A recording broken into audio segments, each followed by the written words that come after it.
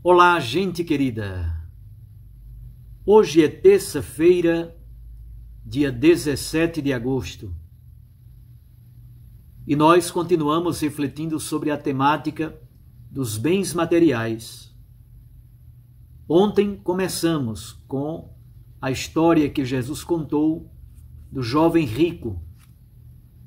Hoje, Jesus continua refletindo sobre a relação do cristão com os bens materiais. O texto é de Mateus, capítulo 19, versículos 23 a 30. Naquele tempo, Jesus disse aos discípulos: Em verdade vos digo, dificilmente um rico entrará no reino dos céus. E digo ainda, é mais fácil um camelo entrar pelo buraco de uma agulha do que um rico entrar no reino de Deus. Ouvindo isso, os discípulos ficaram muito espantados e perguntaram: Então, quem pode ser salvo? Jesus olhou para eles e disse: Para os homens isso é impossível, mas para Deus tudo é possível. Pedro tomou a palavra e disse a Jesus: Vê, nós deixamos tudo e te seguimos. O que haveremos de receber? Jesus respondeu: Em verdade vos digo, quando o mundo for renovado e o Filho do Homem se sentar no trono de sua glória, também vós que me seguistes, havereis de sentar-vos em 12 tronos, para julgar as 12 tribos de Israel. E todo aquele que tiver deixado casas, irmãos, irmãs, pai, mãe, filhos, campos, por causa do meu nome, receberá 100 vezes mais, e terá como herança a vida eterna. Muitos que agora são os primeiros serão os últimos, e muitos que agora são os últimos serão os primeiros. Palavra da salvação. Glória a vós, Senhor. Minhas irmãs e meus irmãos, o texto de hoje pode ser compreendido a partir de 4 blocos, de 4 pedaços. O primeiro é a sentença, a máxima de Jesus sobre o rico, utilizando a imagem do camelo e da agulha. Segundo momento, os discípulos espantados com essa mensagem de Jesus. O terceiro bloco é a pergunta de Pedro sobre a recompensa daqueles que seguem o Senhor. E, finalmente, o quarto bloco, a resposta de Jesus. Primeiro, Jesus começa retomando a história que Jesus contou ontem, aquela parábola do jovem rico que sai cheio de tristeza e não é capaz de responder ao apelo de Jesus. A partir da história que ele contou sobre o jovem rico que foi embora cheio de tristeza, Jesus então tira essa conclusão: dificilmente um rico entrará no reino dos céus. E utiliza uma máxima, uma sentença: é mais fácil um camelo entrar pelo buraco de uma agulha do que um rico entrar no reino de Deus. Jesus está falando a partir de uma figura de linguagem chamada hipérbole.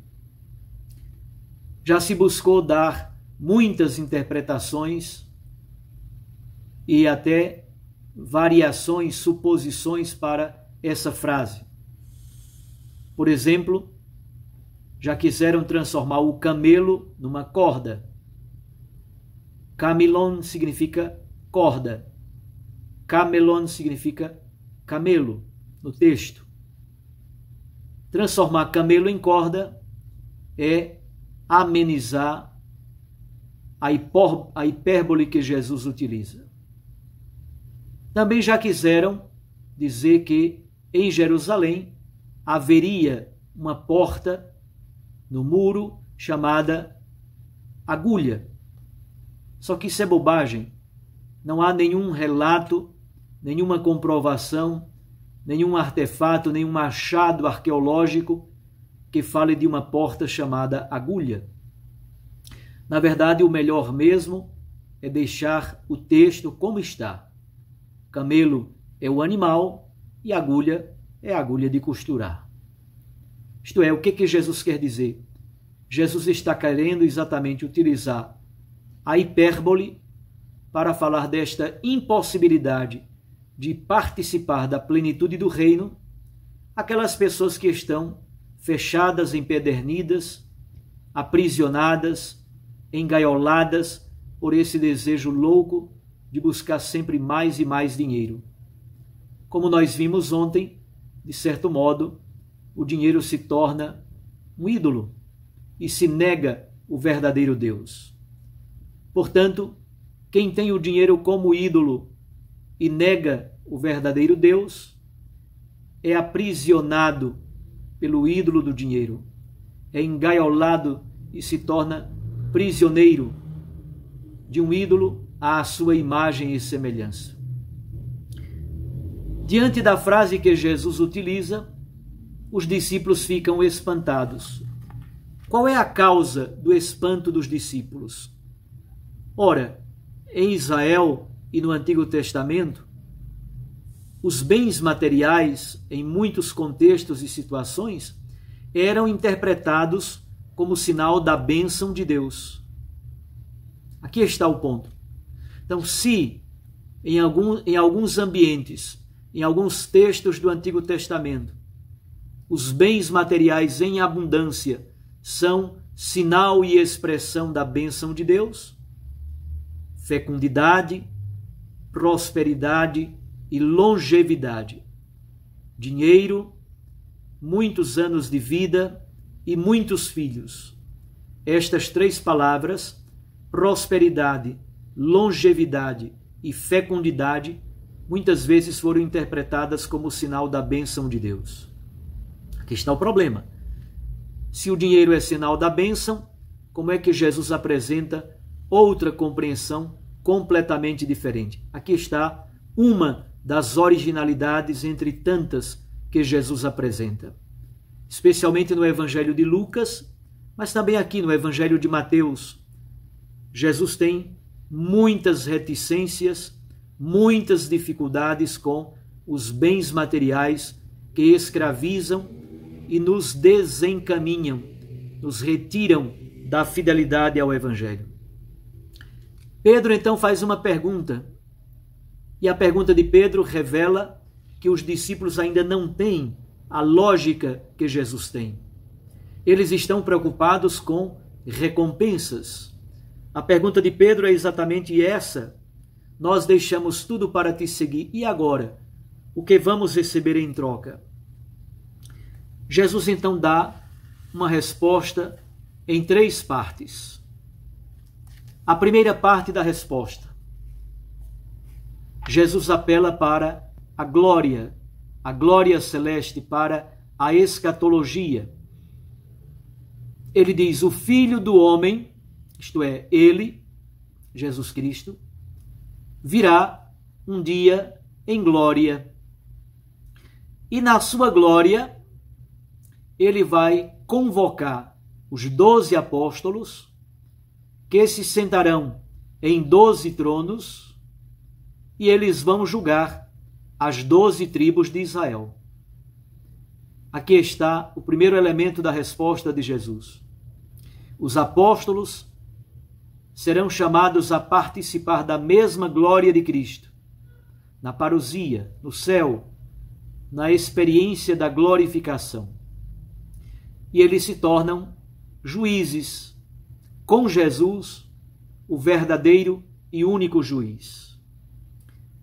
Segunda parte da resposta.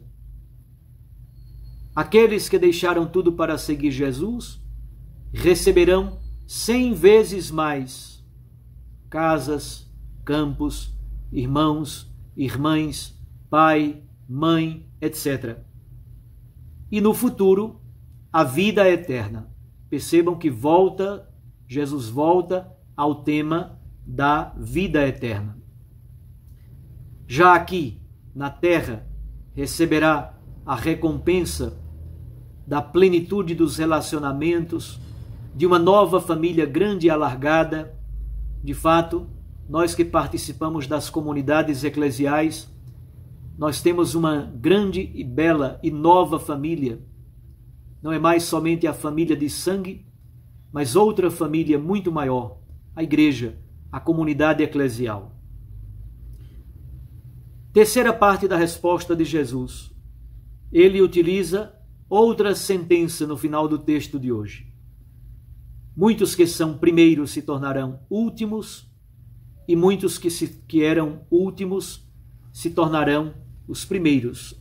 Isso pode ser interpretado na relação entre os judeus e os gentios, os pagãos, mas pode ser interpretado em todo e qualquer sentido.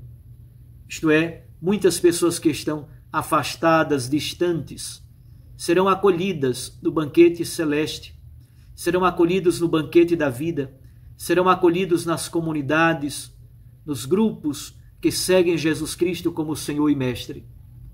Estes que eram últimos, abandonados, excluídos, jogados fora, serão plenamente integrados, plenamente acolhidos. Vai nascendo então uma nova família, uma nova comunidade, um novo povo, que não confia nos bens materiais como se fosse um ídolo, o centro da vida da gente. Confia na providência de Deus. E ao confiar na providência de Deus, entrega um coração indiviso ao Senhor. Não tenhamos medo, não busquemos recompensas, confiemos plenamente na providência, na bondade e na misericórdia de Deus. Um abraço a você. Até amanhã, se Deus nos permitir. Fique com Deus e sua Mãe Maria Santíssima. Eu os abençoo em nome do Pai, do Filho e do Espírito Santo. Amém.